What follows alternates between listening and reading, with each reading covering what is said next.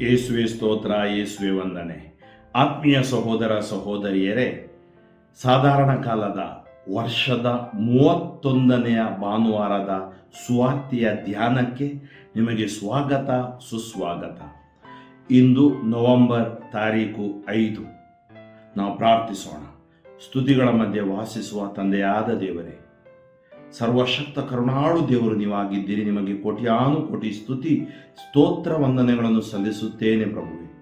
ಈ ದಿನ ನೀವು ನಮಗೆ ಕೊಟ್ಟ ಸ್ವಾರ್ಥೆಗಾಗಿ ವಂದಿಸುವಾಗ ಈ ಸ್ವಾರ್ಥ ಗ್ರಹಿಸುವಂತೆ ನಮಗೆ ಬೇಕಾದ ಸ್ವರ್ಗೀಯ ಪರಿಶುದ್ಧಾತ್ಮರ ಶಕ್ತಿಯನ್ನು ಕರುಣಿಸಿರಿ.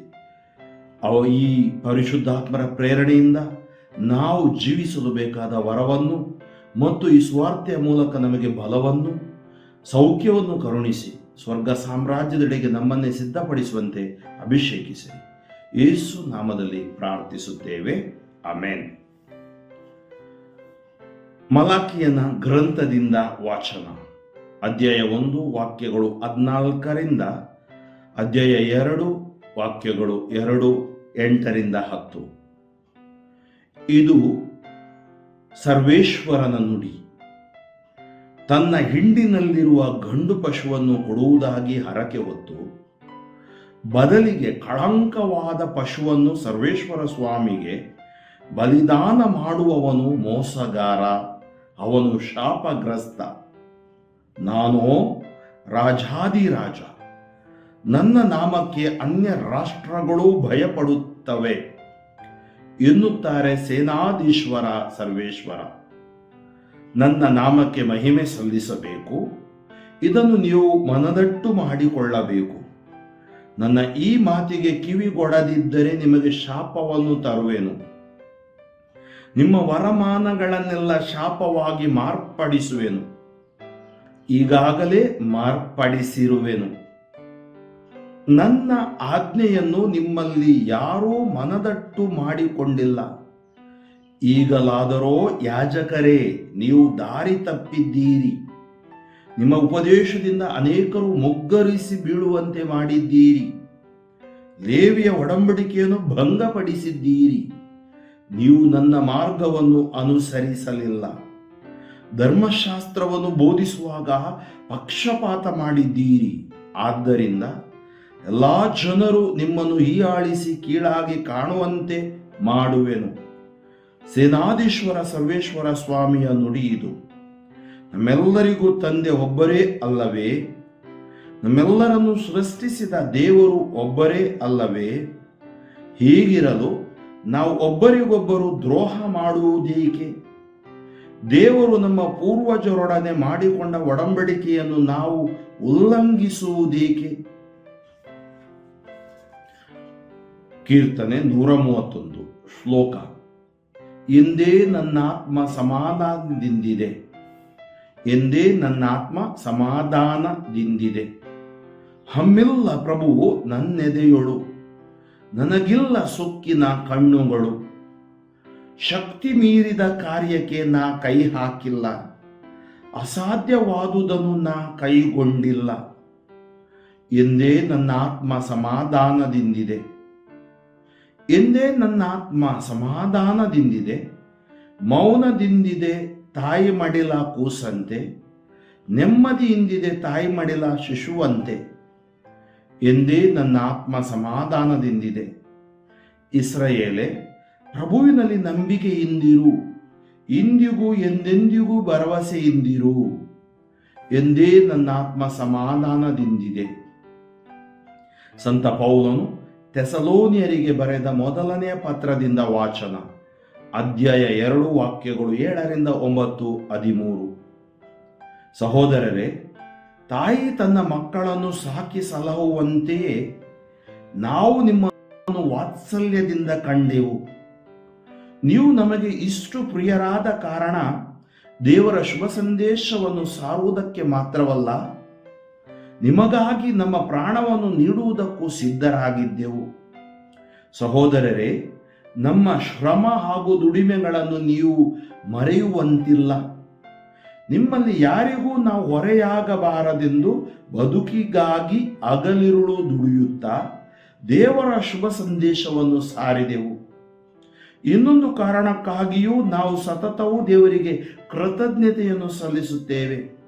ನೀವು ದೇವರ ಸಂದೇಶವನ್ನು ನಮ್ಮಿಂದ ಕೇಳಿದಾಗ ಅದನ್ನು ಮನುಷ್ಯರ ಮಾತುಗಳೆಂದು ಪರಿಗಣಿಸದೆ ದೇವರ ವಾಕ್ಯವೆಂದೇ ಅಂಗೀಕರಿಸಿದಿರಿ. ವಿಶ್ವಾಸಿಗಳಾದ ನಿಮ್ಮಲ್ಲಿ ಚೈತನ್ಯಪೂರ್ಣವಾಗಿರುವ ಈ ವಾಕ್ಯವು ನಿಜವಾಗಿಯೂ ದೇವರ ಸಂದೇಶವೇ ಸರಿ. ಘೋಷಣೆ. Hallelujah, hallelujah. ನಾನಾದರೋ ಪಿತನಿಂದ ಕೇಳಿಸಿಕೊಂಡದ್ದನ್ನೆಲ್ಲ ನಿಮಗೆ ತಿಳಿಸಿದ್ದೇನೆ. ಈ ಕಾರಣ ನಿಮ್ಮನ್ನು ಗೆಳೆಯರೆಂದು ಕರೆದಿದ್ದೇನೆ. ಹಲ್ಲೆಲೂಯ. ಸಂತ ಮತ್ತಾಯನು ಬರೆದ ಶುಭ ಸಂದೇಶದಿಂದ ವಾಚನ. ಅಧ್ಯಾಯ 23, ವಾಕ್ಯಗಳು 1-12. ಜನಸಮೂಹವನ್ನು ತಮ್ಮ ಶಿಷ್ಯರನ್ನು ಉದ್ದೇಶಿಸಿ ಯೇಸು ಸ್ವಾಮಿ ಇಂತೆಂದರು, ಧರ್ಮಶಾಸ್ತ್ರಿಗಳು ಫರಿಸಾಯರು ಮೋಶೆಯ ಸ್ಥಾನದಲ್ಲಿದ್ದಾರೆ. ಆದುದರಿಂದ ಅವರು ನಿಮಗೆ ಉಪದೇಶಿಸುವುದನ್ನೆಲ್ಲ ಆಲಿಸಿರಿ ಹಾಗೂ ಪಾಲಿಸಿರಿ. ಆದರೆ ಅವರ ನಡತೆಯನ್ನು ಅನುಸರಿಸಬೇಡಿ, ಏಕೆಂದರೆ ಅವರು ನುಡಿದಂತೆ ನಡೆಯುವುದಿಲ್ಲ. ಭಾರವಾದ ಹಾಗೂ ಹೊರಲಾಗದ ಹೊರೆಗಳನ್ನು ಕಟ್ಟಿ ಮಾನವರ ಹೆಗಲ ಮೇಲೆ ಹೇರುತ್ತಾರೆ. ತಾವಾದರೂ ಅವನ್ನು ಕಿರು ಬೆರಳಿನಿಂದಲೂ ಮುಟ್ಟಲೊಲ್ಲರು. ತಾವು ಕೈಗೊಳ್ಳುವ ಕಾರ್ಯಗಳನ್ನೆಲ್ಲ ಜನರು ನೋಡಲೆಂದೇ ಮಾಡುತ್ತಾರೆ.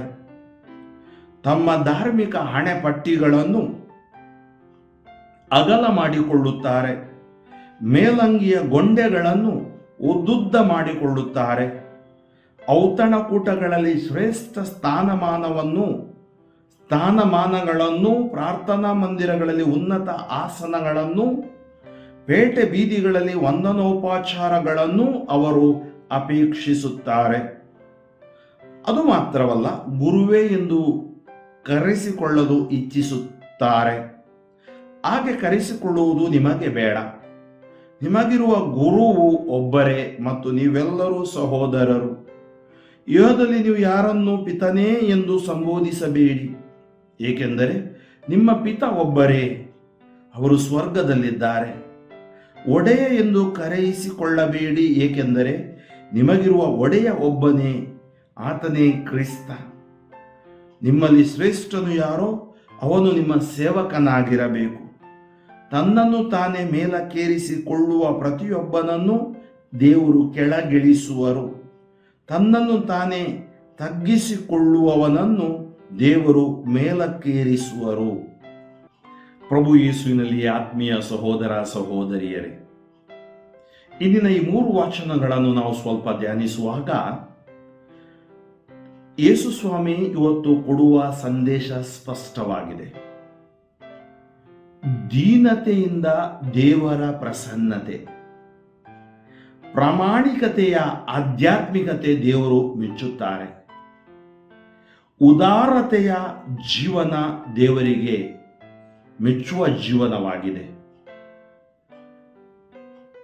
ನಿಮ್ಮಲ್ಲಿ ಶ್ರೇಷ್ಠನಾಗಲು ಬಯಸುವವನು ಅವನು ನಿಮ್ಮ ಸೇವಕನಾಗಿರಬೇಕು, ಕನಿಷ್ಠನಾಗಿರಬೇಕು. ಅಂದರೆ ಅಹಂಕಾರ, ದರ್ಪ, ಗರ್ವ, ಸ್ವಾರ್ಥ ಇವೆಲ್ಲ ಬೇಡ. ಯಾರು ತನ್ನನ್ನು ತಾನೇ ಮೇಲಕ್ಕೇರಿಸಲು ಪ್ರಯತ್ನ ಪಡ್ತಾನೆ ಅವನನ್ನು ದೇವರು ಕೆಳಗಿಳಿಸುವರು.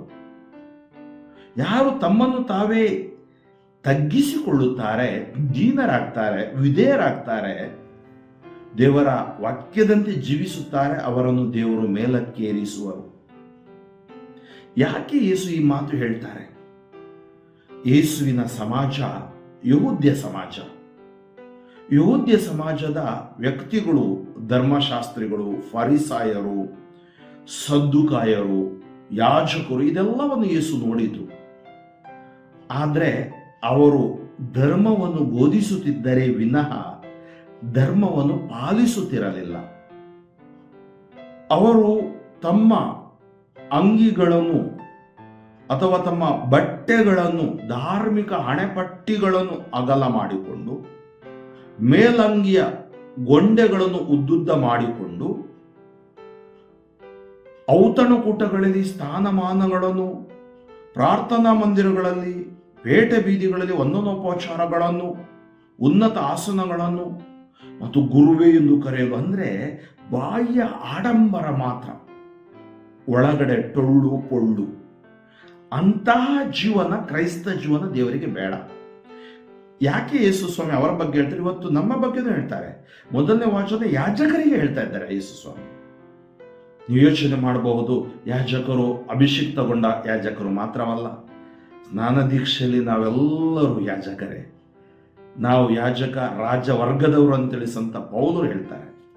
ಅದಕ್ಕಾಗಿ ಮೊದಲನೇ ವಾಚನದಲ್ಲಿ ಮಲಾಕಿ ಪ್ರವಾದಿಯ ಗ್ರಂಥದಲ್ಲಿ ದೇವರು ಎಚ್ಚರಿಸುತ್ತಾರೆ, ನೀವು ದಾರಿ ತಪ್ಪಿದ್ದೀರಿ. ನೋಡಿ, ಯಾವಾಗ ಒಬ್ಬ ಯಾಜಕ, ಒಬ್ಬ ಬೋಧಕ ಬಾಧಕನಾಗ್ತಾನೆ, ದಾರಿ ತಪ್ತಾನೆ, ಅವನು ಏನ್ ಮಾಡ್ತಾನೆ? ಅವನ ಉಪದೇಶ ಕೂಡ ಜನರನ್ನು ದಾರಿ ತಪ್ಪಿಸುತ್ತೆ, ಜನರು ಮುಗ್ಗರಿಸಿ ಬೀಳುವಂತೆ ಮಾಡುತ್ತೆ. ಅಂದರೆ ಕೆಲವು ದೇವರ ಬೈಬಲ್ ಸತ್ಯಗಳನ್ನು ಅಥವಾ ಆಜ್ಞೆಗಳನ್ನು, ಸಂಸ್ಕಾರಗಳನ್ನು ನಾವು ಕಾಂಪ್ರಮೈಸ್ ಮಾಡ್ಕೊಳ್ಳಿಕ್ಕೆ ಆಗುದಿಲ್ಲ. ಅದಕ್ಕಾಗಿ ನೀವು ದಾರಿ ತಪ್ಪಿದ್ದೀರಿ, ನಿಮ್ಮ ಉಪದೇಶದಿಂದ ಅನೇಕರು ಮುಗ್ಗರಿಸಿ ಬೀಳುವಂತೆ ಮಾಡಿದ್ದೀರಿ.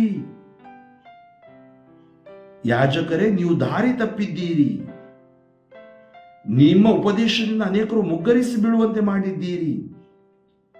ಲೇವಿಯ ಒಡಂಬಡಿಕೆಯನ್ನು ಭಂಗಪಡಿಸಿದ್ದೀರಿ, ನೀವು ದೇವರ ಮಾರ್ಗವನ್ನು ಅನುಸರಿಸಲಿಲ್ಲ. ಧರ್ಮಶಾಸ್ತ್ರವನ್ನು ಬೋಧಿಸುವಾಗ ಪಕ್ಷಪಾತ ಮಾಡಿದ್ದೀರಿ, ಜನರು ನಿಮ್ಮನ್ನು ಹೀಯಾಳಿಸಿ ಕೀಳಾಗಿ ಕಾಣುವಂತೆ ಮಾಡಿದ್ದೀರಿ, ನಿಮ್ಮ ಘನತೆ ಗೌರವವನ್ನು ಕಳೆದುಕೊಂಡಿದ್ದೀರಿ. ಸರ್ವೇಶ್ವರನಾದ ಸ್ವಾಮಿ ನಮಗೆಲ್ಲರಿಗೂ ಒಬ್ಬರೇ ತಂದೆ, ಅವರೇ ಸೃಷ್ಟಿಕರ್ತರು. ಅವರಿಗೆ ದ್ರೋಹ ಮಾಡುವುದೇಕೆ? ಒಡಂಬಡಿಕೆಯನ್ನು ಉಲ್ಲಂಘಿಸುವುದೇಕೆ? ಅಂದರೆ ದೇವರಿಗೆ ನಾವು ವಿರೋಧ ಹೋಗಬಾರ್ದು. ಅನೇಕ ಮಂದಿ ಯೋಚಿಸುತ್ತಿದೆ, ದೇವರು ನಮ್ಮ ಜೇಬಿನಲ್ಲಿದ್ದಾರೆ ಅಂತೇಳಿ, ನಾವು ದೇವರನ್ನು ನಿಯಂತ್ರಿಸ್ತೀವಿ ಅಂತೇಳಿ. ನಮ್ಮ ಪದವಿಗಳು, ನಮ್ಮ ಅಧಿಕಾರಗಳು ಅದು ಕೇವಲ ಸೇವೆಗೆ. ನಾನು ಯಾವಾಗಲೂ ಹೇಳುವುದಿದೆ, ನಾವು ಗುರುಗಳು ಒಂದು ಧರ್ಮ ಕೇಂದ್ರಕ್ಕೆ ನಮ್ಮನ್ನು ನೇಮಿಸುವಾಗ we are the caretaker. Maybe word parish priest ಇರ್ಬೋದು, caretaker of that parish. ಅಲ್ಲಿರುವ ಜನರ ವಿಶ್ವಾಸ ಮತ್ತು ಆಧ್ಯಾತ್ಮ ಜೀವನ ಅದು ಫಸ್ಟ್ ಪ್ರಯಾರಿಟಿ, ಉಳಿದದೆಲ್ಲ ಸೆಕೆಂಡ್ರಿ. ಪ್ರಾರ್ಥನೆ, ವಿಶ್ವಾಸ, ಸಂಸ್ಕಾರಗಳು, ಇದರ ಮೂಲಕ ಆ ಸಮೂಹವನ್ನು ಬಲಪಡಿಸುವಂಥದ್ದು. ಅದಕ್ಕಾಗಿ ಇವತ್ತು ದೇವರು ನಮಗೆ ಹೇಳುವ ಮಾತುಗಳನ್ನು ನಾವು ಸ್ವೀಕರಿಸಬೇಕು ಮತ್ತು ನಮ್ಮ ಜೀವನ, ಬೋಧನೆ ಇದೆಲ್ಲವೂ ಸ್ವಾಮಿಯ ಮಾತಿನಂತೆ ಇರಬೇಕೇ ವಿನಃ ನಮ್ಮ ಆಲೋಚನೆಯಂತೆ ಅಲ್ಲ. ಇದಕ್ಕೆ ಬಹಳ ಒಳ್ಳೆಯ ಉದಾಹರಣೆ ಸಂತ ಪೌಲರು. ಅವರು ಹೇಳ್ತಾರೆ, ನಾವು ನಿಮ್ಮೊಂದಿಗಿರುವಾಗ ನಮ್ಮ ಪ್ರಾಣವನ್ನು ನೀಡುವುದಕ್ಕೂ ಸಿದ್ಧರಾಗಿದ್ದೆವು, ನಮ್ಮ ಶ್ರಮ ದುಡಿಮೆಗಳನ್ನು ನೀವು ಮರೆಯುವಂತಿಲ್ಲ. ಯಾರಿಗೂ ನಾವು ಹೊರೆಯಾಗದೆ ನಾವು ದುಡಿಯುತ್ತಾ ಶುಭ ಸಂದೇಶ ಸಾರಿದೆವು. ನಾವು ದುಡಿಯುತ್ತಾ ಯಾರಿಗೂ ನಾವು ಹೊರೆಯಾಗಲಿಲ್ಲ. ಒಬ್ಬ ಸ್ವಾರ್ಥಿಕ ಹೊರೆಯಾಗಬಾರ್ದು, ಬೋಧಕ ಬಾಧಕನಾಗಬಾರ್ದು, ಅವನು ಸೇವೆಯಿಂದ ಸಾಧಕನಾಗಬೇಕು. ಅವ್ರು ಹೇಳ್ತಾರೆ, ನಮ್ಮಿಂದ ಸ್ವಾರ್ಥೆಯನ್ನು ಆಲಿಸುವಾಗ ಅದು ಮಾನವರ ಮಾತು ಎಂದು ನೀವು ಪರಿಗಣಿಸಲಿಲ್ಲ, ಬದಲಾಗಿ ಅದು ದೇವರ ವಾಕ್ಯವೆಂದು ಪರಿಗಣಿಸಿದ್ದೀರಿ. ಆದ್ದರಿಂದ ಆ ಸ್ವಾರ್ಥೆ ನಿಮ್ಮಲ್ಲಿ ಇವತ್ತು ಕೆಲಸ ಮಾಡ್ತಾ ಇದೆ. ಆತ್ಮೀಯರೇ, ದೇವರ ಸ್ವಾರ್ಥೆ ನಮಗೆ ಒಂದು ವರದಾನ. ಅದನ್ನು ಪ್ರದಾನ ಮಾಡಿದ್ದಾರೆ ಪವಿತ್ರ ಆತ್ಮ ಯೇಸು. ಅದಕ್ಕಾಗಿ ನಾವು ದೇವರಿಗೆ ಕೃತಜ್ಞತೆಯನ್ನು ಸಲ್ಲಿಸೋಣ. ಈ ದಿನ ನಾವು ದೇವರನ್ನು ನಮ್ಮ ಪೂರ್ಣ ಹೃದಯ, ಪೂರ್ಣ ಆತ್ಮ, ಪೂರ್ಣ ಮನಸ್ಸಿನಿಂದ ನಾವು ಪ್ರೀತಿಸೋಣ ಮತ್ತು ನಾವು ನಮ್ಮ ಜೀವನದಲ್ಲಿ ಒಳ್ಳೆಯ ಸಾಕ್ಷಿಗಳಾಗಿ ಮಾಡೋಣ. ತೋರಿಕೆಯ ಕ್ರೈಸ್ತರಲ್ಲ, ಬದಲಾಗಿ ಸಾಕ್ಷಿಯ ಕ್ರೈಸ್ತರಾಗೋಣ. ಈ ಶಕ್ತಿ ನಮಗೆ ಇಂದಿನ ಸುವಾರ್ತೆ ನೀಡಲೆಂದು ಮೊರೆ ಇಡೋಣ. ಸ್ತುತಿಗಳ ಮಧ್ಯೆ ವಾಸಿಸುವ ತಂದೆಯಾದ ದೇವರೇ, ನಿಮ್ಮ ನಾಮಕ್ಕೆ ಅನಂತ ಕೋಟಿ ಸ್ತುತಿ ಸ್ತೋತ್ರ ವಂದನೆಗಳನ್ನು ಸಲ್ಲಿಸುತ್ತೇನೆ ಪ್ರಭುವೆ. ನಮ್ಮಲ್ಲಿರುವ ಸ್ವಾರ್ಥ, ಗರ್ವ, ಅಹಂಕಾರ, ಮತ್ಸರ, ಅಪ್ರಾಮಾಣಿಕತೆ, ಕಾಮ, ಮದ, ಮೋಹ ಇವೆಲ್ಲವನ್ನು ತೊಡೆದಾಕ್ರಿ. ನಮಗೆ ಒಳ್ಳೆಯ ಜೀವನವನ್ನು ಕರುಣಿಸಿರಿ.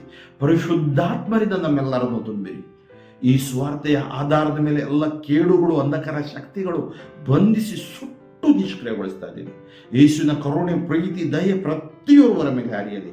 ಯೇಸು ನಾಮದಲ್ಲಿ ನಿಮಗೆ ಜಯ, ಬಿಡುಗಡೆ, ಸೌಖ್ಯ, ಸ್ವಸ್ಥತೆ ಘೋಷಿಸಿ ಪ್ರಾರ್ಥಿಸುತ್ತೇನೆ. ಜೀವಳ ತಂದೆಯೇ, amen. Father Franklin D'Souza, Shivamogga ಧರ್ಮಕ್ಷೇತ್ರ. ನನಗಾಗಿಯೂ ನನ್ನ ಸುವಾರ್ಥ ಸೇವೆಗಾಗಿಯೂ ಪ್ರಾರ್ಥಿಸಿರಿ ಆತ್ಮೀಯರೇ. ಮಾತ್ರವಲ್ಲ, ಈ ಸುವಾರ್ತೆಯನ್ನು ಸಾಧ್ಯವಾದಷ್ಟು ಜನರಿಗೆ ನಿಮ್ಮ ಅಂತರ್ಜಾಲದಲ್ಲಿ ಬೇರೆಯವರಿಗೆ ಅದನ್ನು ಹಂಚಿಕೊಳ್ಳಿರಿ. ಆಮೇನ್.